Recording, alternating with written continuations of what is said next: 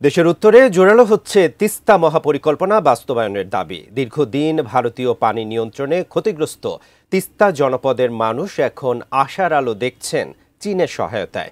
চীনের অর্থায়নে গঠিত এই মহাপরিকল্পনা বদলে দিতে পারে উত্তরবঙ্গের কৃষির চেহারা। তবে বাংলাদেশ চীনের এই উদ্যোগে অস্বস্তি বেড়েছে ভারতে।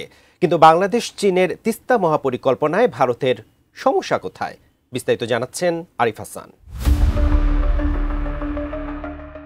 বাংলাদেশের উত্তরাঞ্চলে মশাল প্রজ্বলন ও মানববন্ধনের মধ্য দিয়ে সম্প্রতি নতুন করে জোরালো হয়েছে তিস্তা মহাপরিকল্পনা বাস্তবায়নের দাবি। কৃষি নির্ভর এই অঞ্চলের মানুষ মনে করেন প্রকল্পটি বাস্তবায়িত হলে উত্তরবঙ্গের কৃষিতে বিপ্লব ঘটবে। কিন্তু প্রকল্পটির অর্থায়ন ও বাস্তবায়নে চীনের সম্পৃক্ততা এখন শুধু বাংলাদেশের উন্নয়ন প্রশ্নেই নয়, দক্ষিণ এশিয়ার ভূরাজনৈতিক ভারসাম্যের কেন্দ্রবিন্দুতে পরিণত হয়েছে। 414 কিলোমিটার দীর্ঘ তিস্তা নদীর উৎপত্তি হিমালয়ের পাউহুন্ড্রি পর্বত থেকে। এটি ভারতের সিকিম ও পশ্চিমবঙ্গ হয়ে বাংলাদেশে প্রবেশ করে এবং যমুনা নদীর সঙ্গে মিশে বঙ্গোপসাগরে প্রবাহিত হয়। দুই দেশই নদীটিকে কৃষি ও সেচের জন্য ব্যবহার করে। কিন্তু ভারতের গজলডোবা বাঁধের কারণে ভারতীয় অংশে পানি আটকে রাখায় বাংলাদেশের 6 বিভাগের লাখ লাখ কৃষক শুষ্ক মৌসুমে সেচের অভাবে ক্ষতিগ্রস্ত হয়। আন্তর্জাতিক খাদ্যনীতি গবেষণা ইনস্টিটিউটের হিসাব অনুযায়ী নদীর পানি শূন্যতায় বাংলাদেশে প্রতি বছর 15 লাখ টন চাল উৎপাদন কম হয়। আরএফএল অডিটর, বাঁকা হয় না, ফাঁকা হয় না, আর ভাঙা এক কথায় অসম্ভব। তিস্তা নদী ব্যবস্থাপনা নিয়ে ভারত বাংলাদেশের মধ্যে দ্বন্দ্বের ইতিহাস দীর্ঘ। 1983 সালে স্বাক্ষরিত অস্থায়ী চুক্তিতে বলা হয় ভারত 39% এবং বাংলাদেশ 36% পানি পাবে। কিন্তু চুক্তিটি আর কার্যকর হয়নি।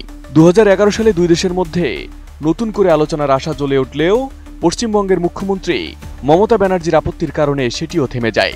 এরপর থেকে তিস্তা নিয়ে ভারতের কেন্দ্র সরকারের নিষ্ক্রিয়তায় বাংলাদেশে ক্ষোভ বাড়তে থাকে। অনেকেই মনে করেন দিল্লি এখন এই নদী ইস্যুতে কোনো কার্যকর পদক্ষেপ নিতে অনিচ্ছুক বা অক্ষম।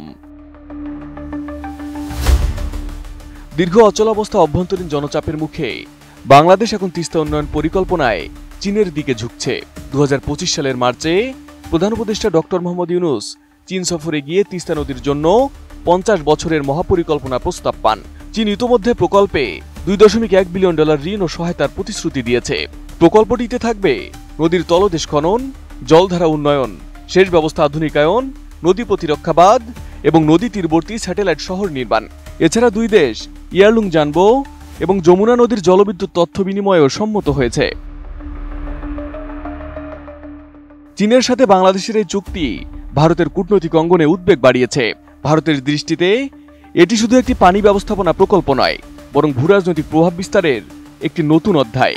কারণ তিস্তা প্রকল্পটি ভারতের উত্তরাঞ্চলের সবচেয়ে স্পর্শকাতর এলাকা, যা শিলিগুড়ি করিডোর বা চিকেন নেকের কাছাকাছি অবস্থিত।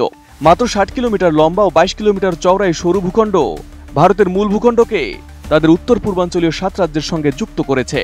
ভারতের আশঙ্কা, চীনের উপস্থিতি যদি তিস্তা অঞ্চলে বাড়ে, তাহলে তা ভারতের কৌশলগত ও সামরিক নিরাপত্তার জন্য ঝুঁকি তৈরি করবে। এর পাশাপাশি লালমনিরহাটের পুরনো বিমান ঘাঁটির কার্যক্রম নিয়েও সন্দেহ প্রকাশ করেছে ভারত। তারা দাবি করছে সেখানে চীনের প্রকৌশলী পরামর্শকরা সক্রিয়, যদিও বাংলাদেশ সেনাবাহিনী এই অভিযোগ প্রত্যাখ্যান করেছে। অন্যদিকে চীন ব্রহ্মপুত্র নদীর উজানে বিশাল বাঁধ নির্মাণ করছে, যা ভারতের উত্তর পূর্বাঞ্চলের নদীপথে ভবিষ্যতে প্রভাব ফেলতে পারে বলে নয়াদিল্লির আশঙ্কা। এর সঙ্গে যুক্ত হয়েছে আরেকটি কারণ। 1996 সালের গঙ্গা চুক্তির মেয়াদ আগামী বছর শেষ হচ্ছে। ফলে নতুন নদী চুক্তির আলোচনায় তিস্তা ইস্যু আরো গুরুত্বপূর্ণ হয়ে উঠছে। তিস্তা এখন কেবল একটি নদী নয়, এটি দক্ষিণ এশিয়ার কূটনীতি, অর্থনীতি ও নিরাপত্তা রাজনীতির সংযোগ বিন্দু। আর বাংলাদেশের উত্তরের মানুষের কাছে এটি বাঁচা মরার প্রশ্ন, কৃষি ও জীবিকার সঙ্গে জড়িত একটি জাতীয় স্বপ্ন। Arif Hasan, ATN news.